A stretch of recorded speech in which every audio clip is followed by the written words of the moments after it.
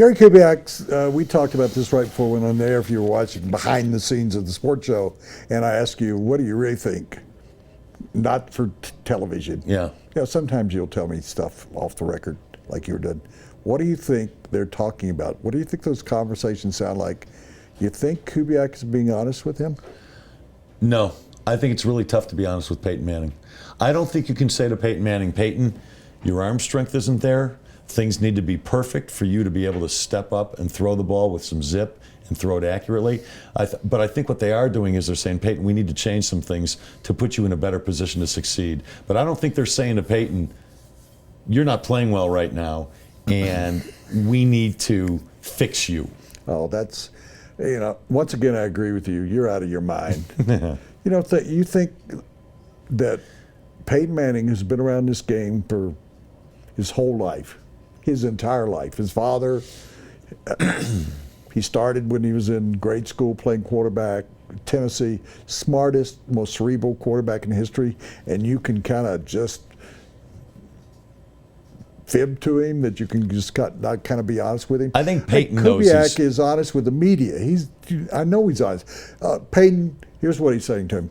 Peyton, we all know you're not doing well. Let's figure out what we can do so that you can be better. You're having a lousy season. I agree with that. Well, but I you're don't saying think he's not going to tell him. I think he's got to be real careful about the words he uses when he talks to Peyton about it. Kubiak's not like that. He says, Peyton, we all agree you're not playing worth a damn.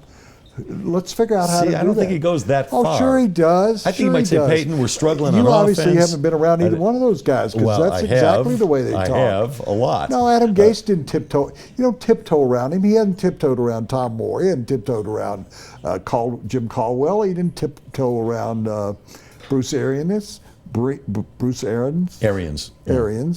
He didn't tiptoe around Adam Gase. He's not tiptoeing around Greg Knapp. I've talked to Greg about that. They're saying, hey, you're not playing well. Your arm strength's diminished. If I'm Gary, I'm saying, are you really losing touch with your fingers? I mean, what I think he's doing is saying, here's what I think, and I told you this yesterday. He doesn't even have to say that stuff to him. We know you're not playing good. What can we do? Let's simplify the offense. I told you, Mike Shanahan had 4 running plays. I don't even know they had that many. They had variations of that. I think he had one. Hand the ball to Terrell Davis. Yeah. Let's simplify the offense. Let's find the 5 or 6 plays you really like, and let's just keep going to those, but with variations off that. Because I think what's happening, and I'm doing, because I'm spending a lot of time alone, because I'm sick like you are. We're both struggling with some illness, and I'm studying films and stuff. I looked at some film today, and Peyton is trying to hit pass plays that A, he can't effectively hit anymore, and B, they're running bad routes.